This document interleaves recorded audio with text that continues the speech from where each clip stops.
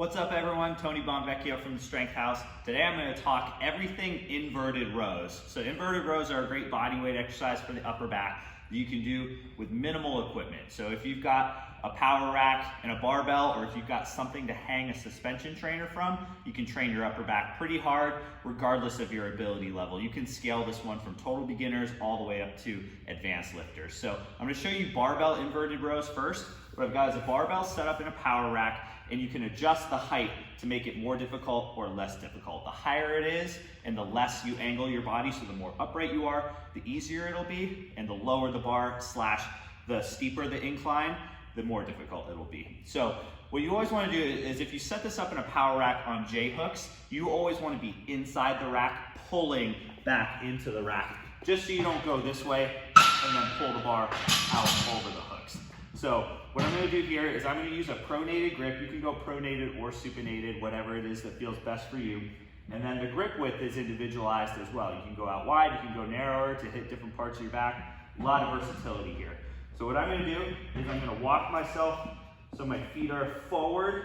And it's probably good to start kind of at a 45-degree angle. And I like to start at the top so I can get my chest up and my eyes up and my upper back squeezed together, and then lower myself down. What I like lifters to do is aim to touch the bar the same place where you would touch on a bench press. So kind of my lower chest area. You don't want to pull too high, kind of up towards your neck, because you're probably going to round your upper back over, and those elbows are going to drift too far behind the body. So you want to finish like any other row with chest tall, shoulder blades squeezed together, and elbow just kind of in line with the midline of your body. You don't try to drive them back so far that the shoulders start to roll forward. All right, if you're a more beginner lifter, what you can do is, instead of having the heels down and the toes up, you can walk your feet out so those feet are flat and my knees are a bit more bent, so I'm more supported, so it takes a little bit less strength to pull myself up towards the bar. So that's one way to scale it, is to put your feet flat on the ground. On the other end of the spectrum, if you want to make these a little bit harder without adding weight to them, what you can do is you can elevate your feet. So I've got a bench here.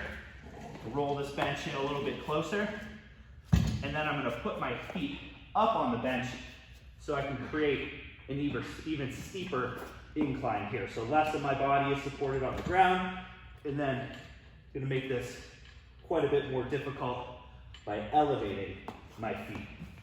All right, so we've seen how we can scale the exercise. You can certainly add load to this via a weight vest or chains. We even like to hook bands up at the bottom of the power rack, so it increases the difficulty as you pull up towards the bar.